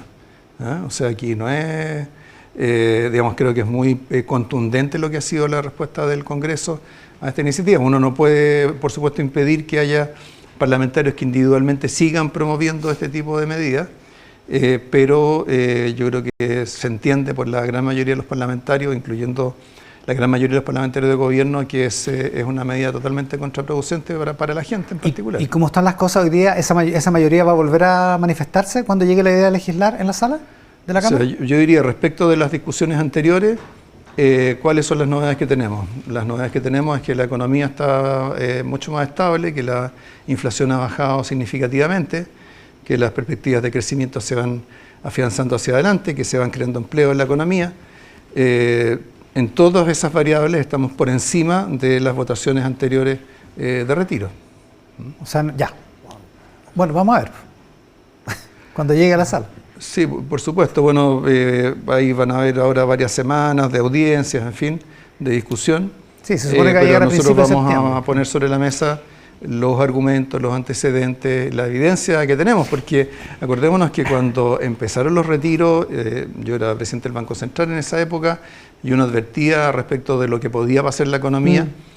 Mucha gente decía, no, esto es una campaña del terror, en fin, esto no va a pasar. Al final todo pasó y en algunos casos más de lo que se esperaba. Y si eso es así, ¿no le parece que hay como una especie como de pantomima, como de juego de, como de coreografía, así como ellos ponen el proyecto retiro, ustedes ponen los argumentos que son, y ellos hacen como que escuchan los argumentos, pero votan igual a favor de su proyecto de retiro? Hay una cosa como media... No sé si le hace muy bien a la política y no sé si la gente realmente lo entiende como una cuestión razonable, digamos, desde el punto de vista del debate político. A ver, aquí yo creo que hay dos cosas. Por un lado, por supuesto que hay mucha gente que piensa, muchas personas, ciudadanos, que piensan que un retiro los ayudaría en algo. Bueno, claro, si a le pagar llegaría una plata, deuda, ¿cierto? A hacer una inversión, a emprender un negocio. Pero lo que sabemos es que eso que puede ser una esperanza a nivel individual, cuando se aplica de manera masiva, tiene el efecto contrario, porque la inflación se termina comiendo toda esa liquidez que se consiguió, y lo peor es para las personas que ni siquiera pueden hacer un retiro, porque esos pagan puros costos, no tienen ningún beneficio. Los más pobres que no tienen nada en la cuenta. Ahora, eso por un lado, pero el otro tema que yo creo que uno no debería dejarlo pasar, es que se siga tratando de legislar a través de reformas al articulado transitorio de la Constitución.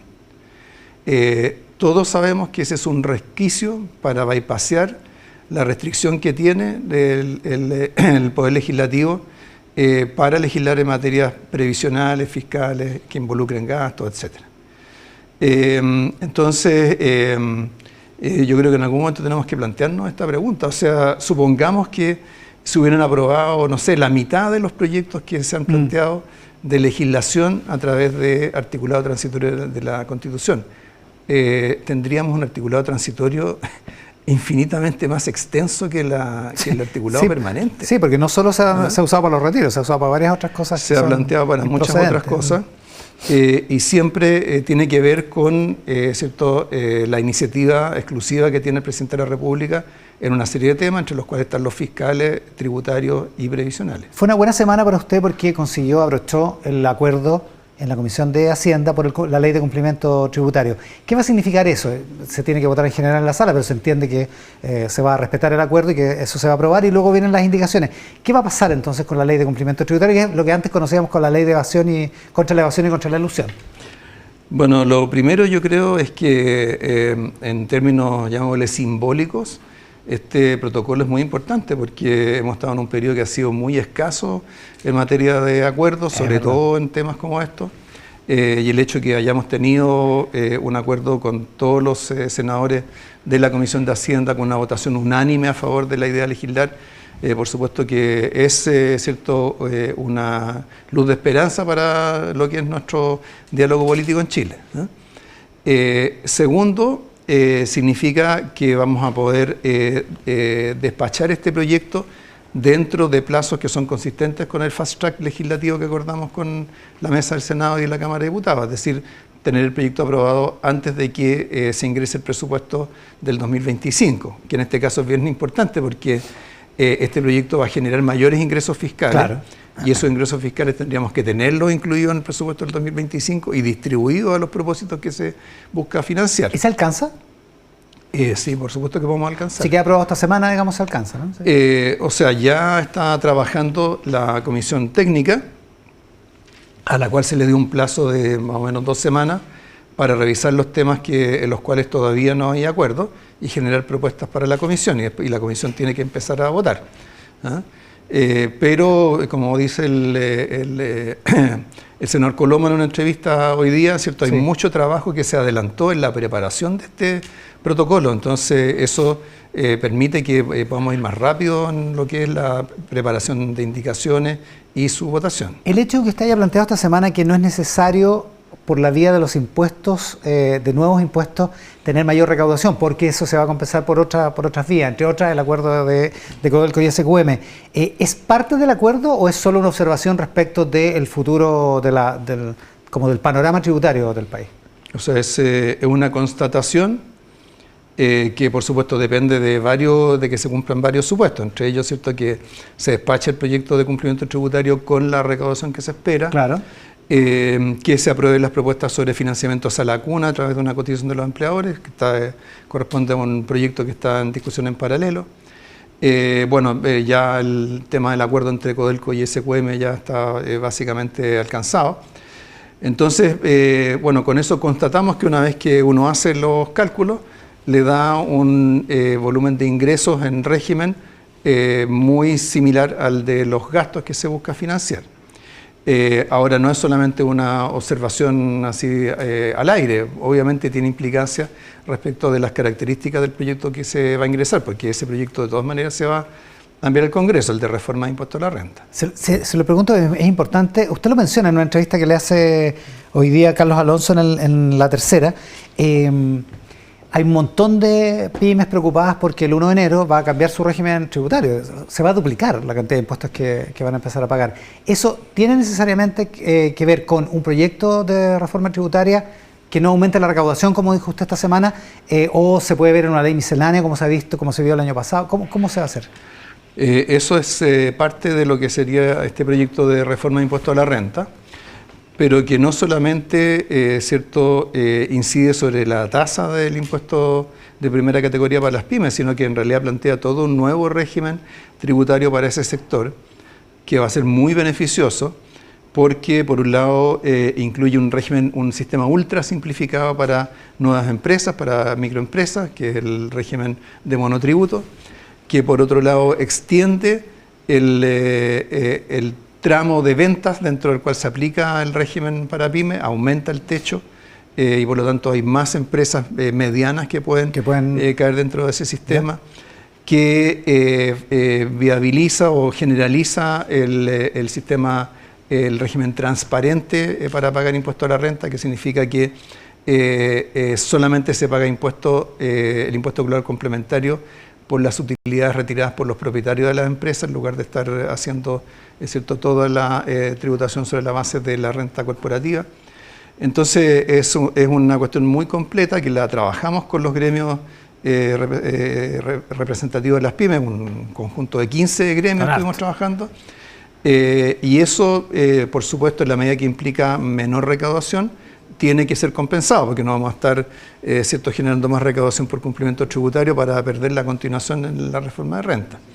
Y junto con el tema de PYME, también está planteado para ese proyecto una rebaja de la tasa del impuesto de primera categoría para ganar competitividad, incentivos a la inversión, beneficios para la clase media, y eso es lo que tiene que compensarse con modificaciones dentro del mismo impuesto a la renta. Esa es la lógica de lo que se ha estado trabajando. ¿Y eso se vería cuándo? ¿Cuándo debería estar ese texto? Cuando estemos suficientemente avanzados en el proyecto de cumplimiento tributario. En orden las cosas. Ministro, muchísimas gracias por la gentileza de estar hoy día acá. Muchas gracias a usted. Con el ministro de Hacienda, Mario Marcel, esta mañana acá en Mesa Central. En el estudio con el diputado y nuevo presidente de la UDI, Guillermo Ramírez. Diputado, muchísimas gracias por la gentileza de estar acá. No, al revés, Iván. Gracias por la invitación. Primero, vamos al elefante en la mesa, digamos. El efecto del caso Macaya en la UDI, ¿cómo lo ve después de todo lo vivido esta semana? Bueno, ha sido una semana difícil. Ha sido una semana en la que he tenido que dar muchas entrevistas y en todas, por supuesto, el primer tema que se toca es el tema del caso. Y la verdad es que ha sido una semana difícil también por la forma en que se dio la salida de Javier Macaya, quien, después de la entrevista que dio contigo acá en Mesa Central el domingo pasado, cometió un error que el martes reconoció y luego dio un paso al costado. Y creo que esa es la manera correcta de enfrentar esto. Creo que desde una perspectiva política, de la dimensión política, dar un paso al costado creo yo que determina el fin, por lo menos en ese aspecto, el tema del caso Macaya. Y creo que al menos cualquier persona podría valorar el hecho de que lo haya hecho. Estamos en un país, Iván, en el que es muy raro que alguien asuma una responsabilidad política. Cuando el gobierno, cualquier gobierno, mete las patas, cuando hay parlamentarios u otras personas que son cuestionadas incluso por casos de corrupción y otros, se aferran al cargo con uñas y dientes, tiran, usted sabe, certificados médicos, desaparecen un mes para que baje la tensión y luego vuelven y siguen en sus cargos. Javier Macaya hizo algo distinto, él asumió un error, dio un paso al costado, él pone en su comunicado por qué lo hace. Y creo que eso es valorable. Ahora, usted, el presidente de la UDI, le toca administrar también los efectos de lo que pasó después. Después de que el senador Macaya estuvo acá, después de su renuncia incluso, se supo que había estado como testigo en la causa, que había sido testigo de la defensa en la causa, que había en ese testimonio descrito a un denunciante menor de edad, que llamó al defensor de la niñez 2 veces o varias veces, según él mismo, para hablar sobre el caso. ¿Cómo administrar eso que lo único que hace es seguir con el tema presente y además seguir dificultando la posición del senador Macaya en torno al caso, digamos? A ver, respecto a la participación del senador Macaya como testigo, evidentemente que yo no me puedo pronunciar sobre eso.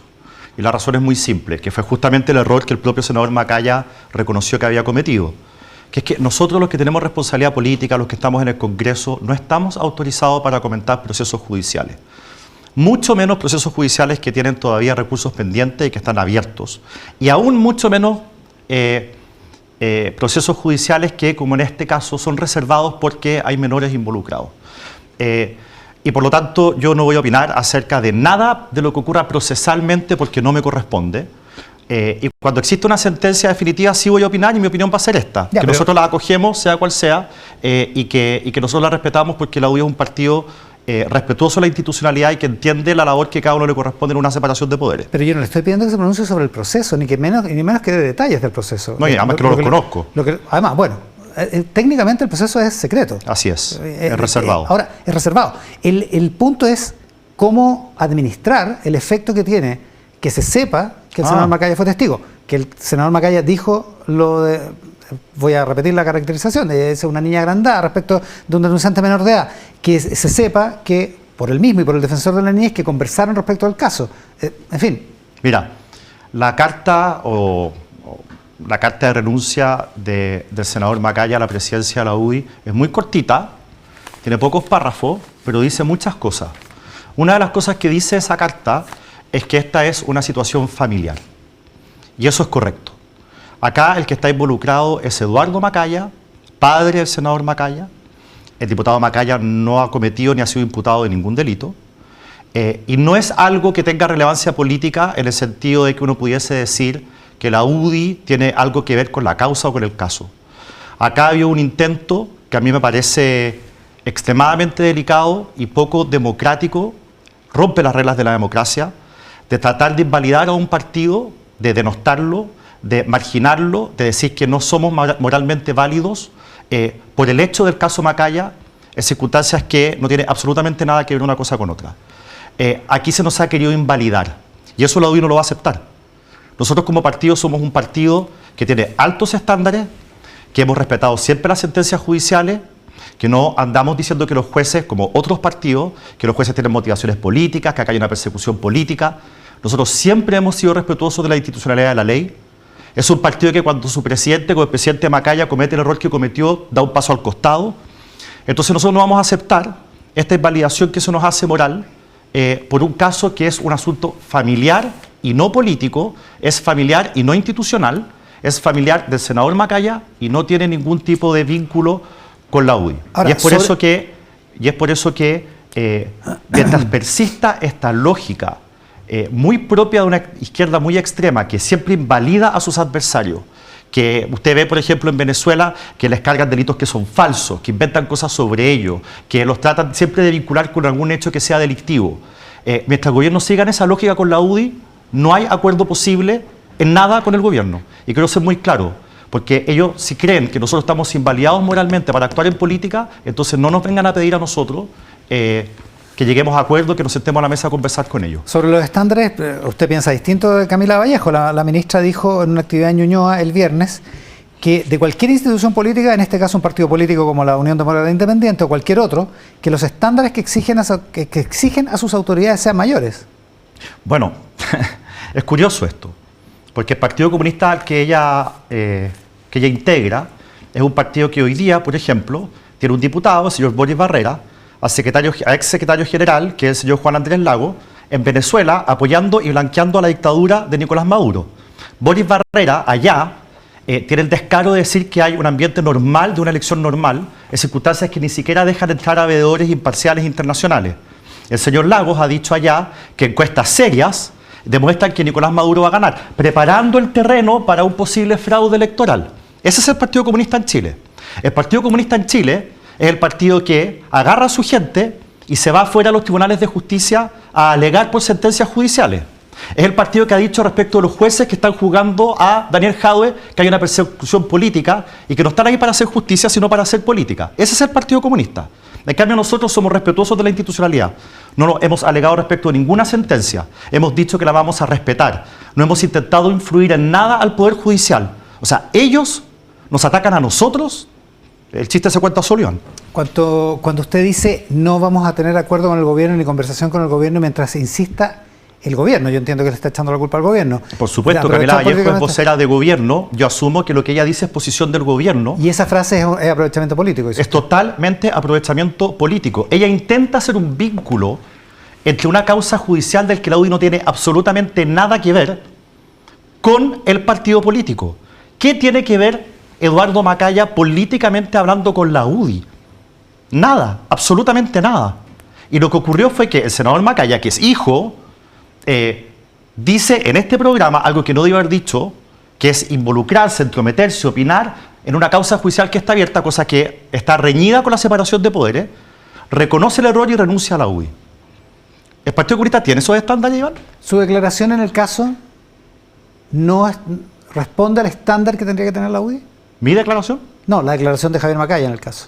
No, la que le mencioné, la de la niña agrandada. Iván, yo no puedo opinar sobre lo que dice un testigo, sea Javier Macaya u otro en el juicio. La ministra dice lo de los estándares a partir de eso, de esa declaración. Bueno, pero mira, es increíble que acá hay personas que alegan, y con razón, de que el senador de la UDI, Javier Macaya, opinó sobre una causa judicial tomando posición o comentando la valoración de la prueba, y esa crítica es correcta. Pero luego empiezan a comentar ellos mismos ciertas pruebas y ciertas declaraciones en el tribunal, en este caso del senador Macaya. O sea, la contradicción es evidente. Yo no voy a caer en esa contradicción, yo no voy a opinar acerca del proceso porque la ley me lo impide, Iván. ¿Le preocupa a la UDI que haya abierto una causa por el Ministerio Público por tráfico de influencia en el caso del trato a gendarmería al padre de Javier Macaya? Una investigación nunca nos debe preocupar, Iván. Una investigación es una investigación. Una investigación es para conocer la verdad. Si es que hubo tráfico de influencia, hay sanciones para eso y tendrán que aplicarse. Y si no las hay, habrá que decirlo frente a toda la opinión pública que aquí no hubo tráfico de influencia. A mí ninguna investigación me preocupa. La presión mediática, la presión en redes sociales, las manifestaciones afuera de la UDI, afuera de tribunales, la misma encuesta Pulso Ciudadano que mostramos hace un rato, casi un 70% de la gente está de acuerdo con que el senador Macaya haya renunciado a la presidencia de la UDI y más o menos un porcentaje similar con que tendría que renunciar al Senado.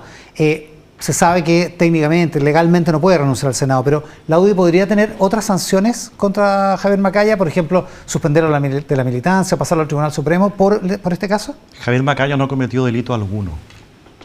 No ha cometido delito alguno. Hizo una opinión en un caso que no debería haber hecho porque acá hay separación de poderes. En un caso dramático, en un caso sensible, porque aquí hay víctimas, y no uso la palabra hay involucrado, lo digo con todas sus letras, hay víctimas que son menores de edad. Esa es la verdad judicial hoy día en primera instancia, hay víctimas de abuso sexual. Y en un caso que conmueve y toca la fibra de cualquier persona, cuando hay involucrados menores de edad, que puede horrorizar a cualquier persona, evidentemente que esto fue rechazado por las redes sociales, por la gente, y es perfectamente entendible. Pero Javier Macaya no ha cometido delito alguno. Y la responsabilidad política que él tiene por sus dichos la asumió. Reconoció el error, que no debería haber dicho lo que dijo, y dio un paso al costado. En un país, en una política chilena, en la que dar pasos al costado y asumir responsabilidades políticas lo vemos tarde, mal y nunca. Si se comprobara tráfico de influencia, eso sí ameritaría una sanción del partido, ¿no? Si es que se comprobara algún delito, el que sea, Por supuesto que hay sanciones a quien sea. Puede ser el senador Macaya, puedo ser yo. No hay espacios para personas que cometen delitos en la dirigencia de un partido político. No puede ser así. Son delitos. ¿O en la militancia de un partido político? Bueno, también depende de la falta. Si usted estaciona mal el auto, pero estaba hablando de delitos. No, estamos hablando de delitos. Si son delitos, no, por supuesto que no, Iván. Tenemos que levantar los estándares en ese sentido, pero Javier Macaya hoy día no ha cometido delito alguno. Lo que hemos visto esta semana es el intento por generar un vínculo entre un caso judicial de una persona que no tiene nada que ver con la UDI, que no es militante de la UDI, tratando de hacer ver que de algún modo la UDI es responsable o es encubridora, en circunstancias que eso es total y completamente falso. Bueno, es que eso también ha aparecido en las redes sociales. Usted vio que a usted mismo le sacaron unos tweets de hace no sé cuántos años, 10 años será, Mucho sobre más. el caso Caradima. Sí, O sea, mira. defendiendo a Caradima. No. En 2010, el Twitter, yo me metí porque yo dije, qué raro este tweet, qué cosa más A ver, extraña. ¿ya? Entonces yo me metí a mi Twitter y puse la palabra clave. Y adivine qué salió. Salió en 2010, aparezco, como todo el mundo, sin entender bien lo que estaba pasando, planteando dudas, espíritu crítico respecto a lo que estaba pasando. Pero jamás he afirmado en mi vida la inocencia de Caradima. Respecto a un denunciante. Sí. ¿Qué es lo que está en tela de Que juicio? yo no voy a decir qué, pero he tenido después la posibilidad de conversar con ellos, mucho tiempo después. El año 2011, un año después, cuando ya se empiezan a conocer detalles, hay una serie de tweets, muchos tweets, pidiendo cárcel para Caradima, pidiendo, digo, como católico, que se sepa toda la verdad, quejándome porque la justicia es tan lenta y porque no hacen absolutamente nada respecto a este caso. Entonces, hay un tweet que plantea una duda, como la teníamos todos, sí. Y un año después hay una postura absoluta, total y absolutamente clara y tajante. Pero claro, para un gobierno que solamente busca el aprovechamiento político y no le interesa la verdad, que solo busca cómo hacerle daño a su adversario y que su intencionalidad es 100% política, todo lo escrito atrás no importa. Solo importa un tuit cuya reacción puede hacer pensar que yo en algún minuto defendí a una persona que abusó de otras personas. Y eso no es cierto, eso no es correcto. Entonces, el ejemplo que tú me das muestra la mala fe con la que ha actuado el gobierno, con la que ha actuado una cierta izquierda, que lo que busca es manchar. Cuando Camila Vallejo, la vocera, habla acerca de otros casos, que es falso, otros casos que dice, y la UDI también estuvo en estos casos, cosa que es falso, revictimiza a las personas de esos casos. A ella no le importa que haya revictimización de personas que sufren abuso sexual si con ello puede sacar provecho político. Y eso rompe la convivencia democrática. Está fuera de las reglas del juego. Cuando esa crítica viene del mismo sector, y estoy pensando en la senadora María José Gatica, que dice, llegó a decir que las directivas de Chile Vamos tenían un pacto de silencio para que en este caso no pasara nada y Javier Macaya no tuviera problemas como presidente de la UE. Es evidente que no hubo un pacto de silencio. Javier Macaya, 10 minutos después, o al día siguiente, no sé, muy pocas horas después de que la senadora Gatica dice esto, pide disculpas, da un paso al costado. Renovación Nacional sacó un comunicado público respecto a este tema. Los partidos no sacan comunicados de esta naturaleza todos los días. El tiempo y las circunstancias, los hechos, demostraron que esa afirmación no era correcta. Su candidata presidencial, la candidata presidencial del partido me refiero, ha tenido 2 intervenciones esta semana, las 2 durísimas. Una, sugiriendo que no puede haber ningún tipo de conmiseración o algún tipo de miramiento con a alguien que está condenado por abuso, y después diciendo muy claramente que no tiene que haber ningún tipo de privilegio. Ese tono que se entiende como crítico para el senador Javier Macaya, ¿usted lo respalda? Pero es que no es para el senador Macaya, Iván. Yo parto con la pregunta. Lo comparto. Comparto absolutamente el tono duro que ha tenido Evelyn Matei. Pero no es contra el senador Macaya. El senador Macaya no ha cometido delito alguno. Es contra una persona que en primera instancia, al menos, está condenada por abuso sexual a 2 menores. Y nosotros que somos respetuosos de la institucionalidad, entonces hablamos de víctima, hablamos de victimario, y rechazamos y condenamos actos como ese, que para cualquier persona, de derecha o de izquierda, viejo o joven, hombre o mujer, resulta ser algo intolerable. Estoy absolutamente de acuerdo con todo lo que ha dicho Evelyn Matei, pero no lo dice, no es un ataque a Javier Macaya. Es decir, somos respetuosos de la institucionalidad.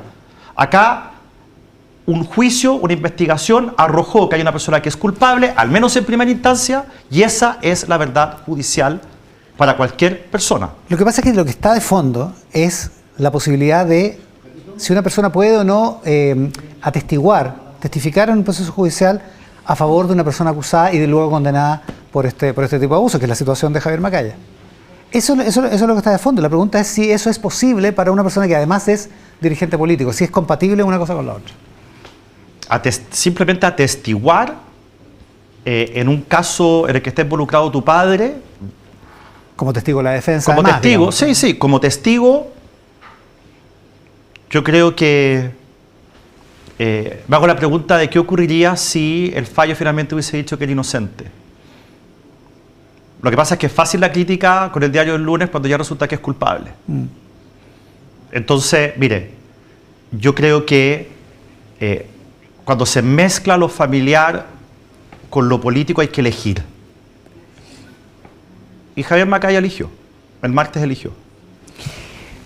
Otra cosa, usted lo dijo hace un rato, no vamos a negociar con el gobierno, no vamos a dialogar con el gobierno mientras esta cosa siga. El ministro Marcel, que estaba aquí hace un rato en el bloque anterior, dice estos días son claves para llegar en el Senado a un acuerdo en la reforma de pensiones. ¿Usted cree que eso no hay posibilidad de que eso ocurra si es que no hay un gesto del gobierno hacia la UDI? El senador Coloma ya le dio la mano al ministro Marcel. Y por cumplimiento tributario. Y nosotros respetamos los acuerdos cuando hemos dado la mano. Si uno cumple con sus compromisos solo cuando le conviene, no tiene ningún mérito. Eso en cuanto a la votación en la sala del Senado de la idea de legislar el cumplimiento tributario, pero en cuanto a pensiones. No, en fondo de pensiones hemos sido muy claros y esta posición mía no va a cambiar. Y va a ser la posición de la UDI. Nosotros en materia de pensiones hemos estado siempre abiertos a llegar a un acuerdo. Pero en la medida en que el acuerdo implique introducir reparto al sistema, no vamos a firmar ese acuerdo. Ya, pero van a conversar al menos. Es que hemos conversado primero un año y medio en la Cámara, ahora en el Senado, y el gobierno por alguna razón cree... Claro, pero es que estoy planteando un escenario nuevo de la conversación, por eso a eso me refiero. Es que nosotros hemos establecido desde muy temprano las reglas. Mira, Iván, el gobierno en materia de pensiones dijo, queremos aumentar la PGU. Le dijimos, nos parece bien, hagámoslo. Queremos hacerla universal. Dijimos, chuta, es alta plata, hagámoslo. Queremos cambiar el régimen de inversión, dijo el gobierno. ¿Sabe qué? Es necesario, hagámoslo. Quiero cambiar la forma en cómo se pagan las cotizaciones. Dijimos, chuta, la transición es diabólica, pero hagámoslo. Queremos cambiar los multifondos por fondos generacionales. ¿Sabe qué? Hagámoslo. El gobierno en su reforma de pensiones planteó 10 cosas, de las cuales nosotros le hemos dicho que sí a prácticamente todo. Nadie puede decir que no hemos querido conversar. Pero al gobierno le hemos dicho desde el día 1, Iván, qué bueno que me pregunta esto porque tiene que quedar meridianamente claro. Desde el día 1 le hemos dicho al gobierno, no va a haber acuerdo si hay puntos para reparto. Introducir el reparto al sistema es introducir un cáncer, es hacerlo insostenible en el tiempo, es injusto. Los países desarrollados huyen del reparto, los expertos nos dicen que es una pésima idea, los chilenos no lo quieren. No hay ni una razón para apoyarlo. Y por lo tanto no va a haber acuerdo mientras el gobierno insista en introducir reparto al sistema. Esa es la palabra del día 1 y es la palabra final respecto a ese tema. Vamos a ver cómo sigue el diálogo político esta semana. Diputado, muchísimas gracias por la gentileza. Gracias a ti, Iván. Con el diputado Guillermo Ramírez, presidente de la UDI, en este capítulo.